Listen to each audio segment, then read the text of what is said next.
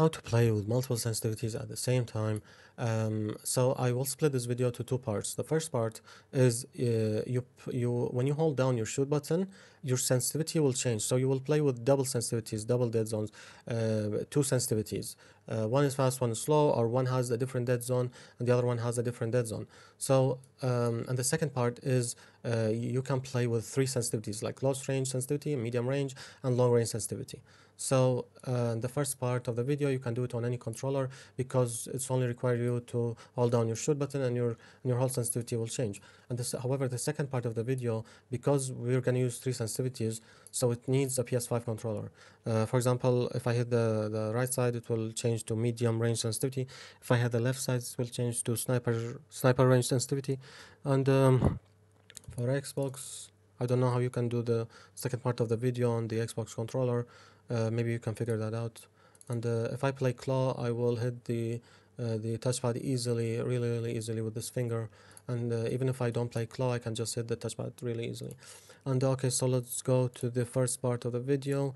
You can do this on any game. If the game is not on Steam, click add game, add on Steam game, and go here, click on settings, and after that click on controller, enable Steam input. If you have Xbox or if you have PlayStation, make sure it says enable. And after that, go here, properties, controller, click enable Steam input. And after that, click here and choose any layout. You can choose this layout. Make sure it doesn't have any weird settings like gyro or anything. And after that, if you have messed around with this layout in the past, you can click here, revert changes, confirm, so you can go back to the default. Next, click edit layout. So now let's do the first part of the video where you can play with double sensitivities. So first of all, go here to the joysticks and right joystick behavior, and I'm gonna explain these settings. If you know these settings, just skip this part of the video. Okay, so horizontal means left to right, vertical up and down. So if you decrease this, the left to right sensitivity will feel slower. A stick response curve means if you push down your stick left or right physically, it will be translated in game different. So linear means it doesn't affect in-game settings. However, if you have classic in-game and you have linear here, it will not affect the in-game settings. So but if you click aggressive, relax, wide, if you click aggressive, your in-game settings will be different. It will affect your in-game settings. Aggressive, make your stick move faster. Relaxed, it will make the cursor, it will make the cursor move. Relaxed, it will make the cursor move slower. Aggressive, it will make it move faster. And the best, I guess, you can experiment with the custom curve here.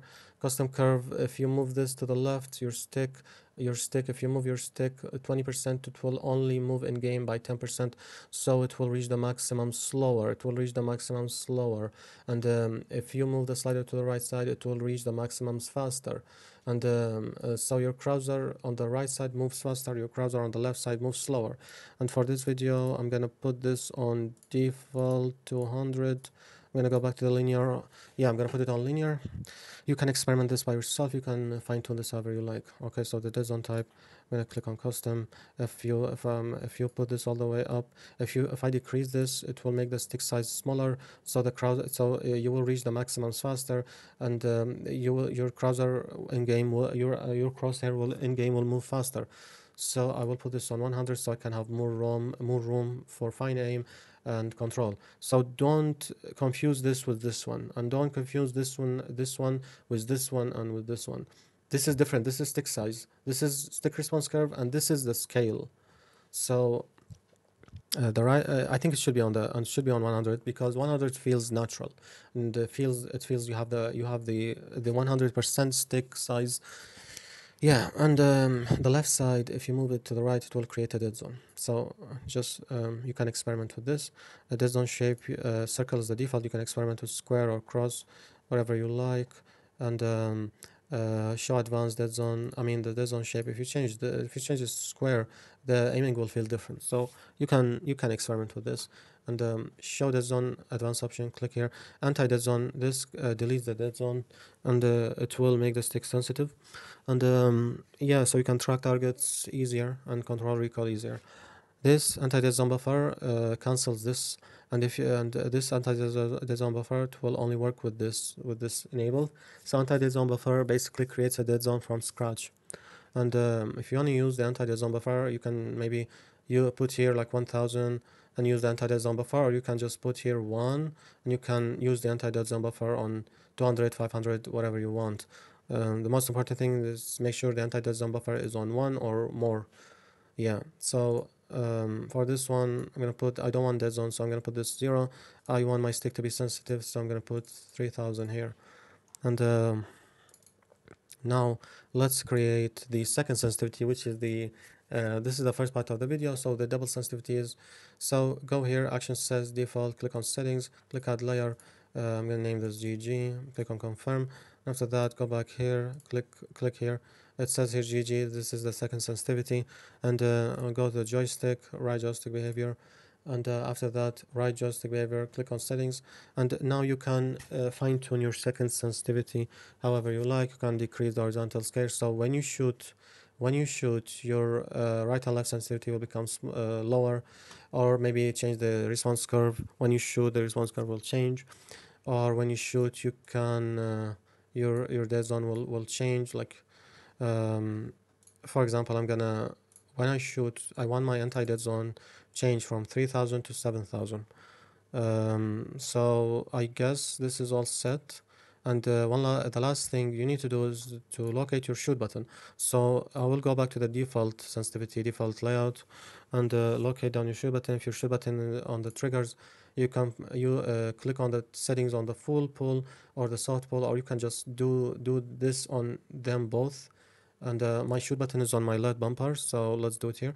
Click on the settings and click on another extra command, action set, hold the action set layer, choose GG, the action set layer that we created, click on confirm, and after that I guess it's set. So let's go back to the game, and now let's see. So as you can see here, this is anti-deadzone 3000. As you can see, I'm not shooting right now. Let me enable, yeah, okay, this is all set. Now I'm going to show you what I mean when I shoot. So I'm not shooting right now, I'm not shooting. However, when I shoot, look how fast it becomes. The anti-dead zone becomes 7000. When I remove my hand from the shooting button, it will become slower. So with this, I can track targets better. So as you can see here, how easy it is. Like, I'm not shooting right now, I'm shooting right now. Look how fast. I'm not shooting, I'm shooting. Okay, this is understandable. If you have any questions, just comment below the video. Now let's go to the second part of the video to create a 3 sensitivity. And for this, I wanna go back to the default because I wanna do this from scratch. So I will revert changes here, edit layout.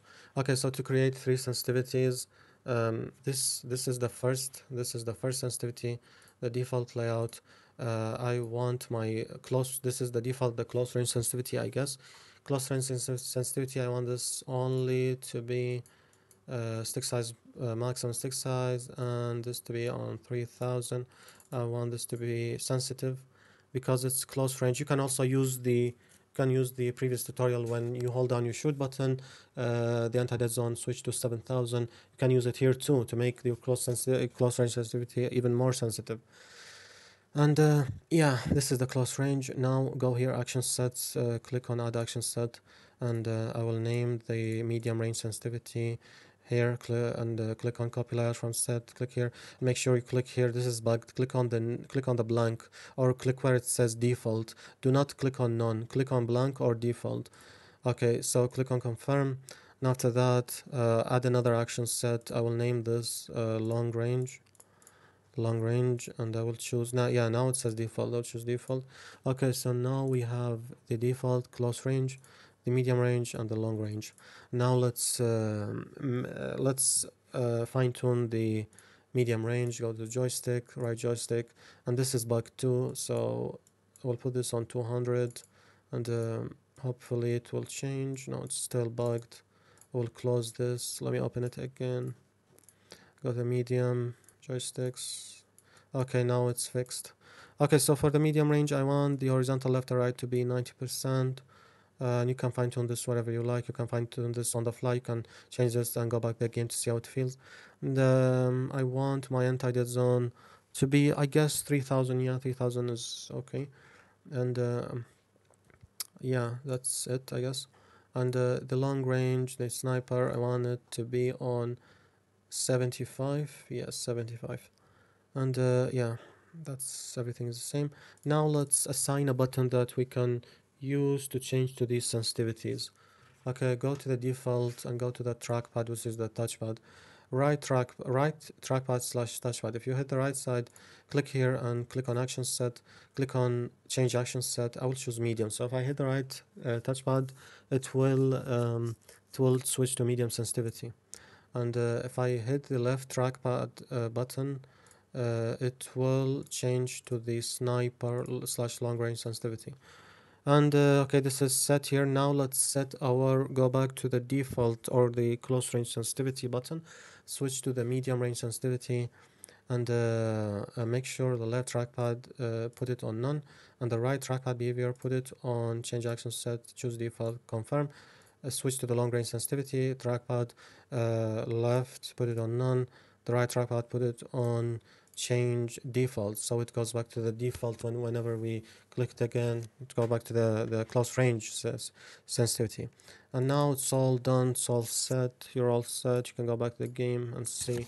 Let's see now. Okay, so this is the close range sensitivity, and if I hit the right side of the touchpad, let's see what's gonna happen. So now it says action set activated on the lower corner where it says medium. So as you can see how it feels slow now. If I hit the right touchpad side again, look what's gonna happen. It's gonna say default, which means that this is the close. This is the close and this is the medium range sensitivity.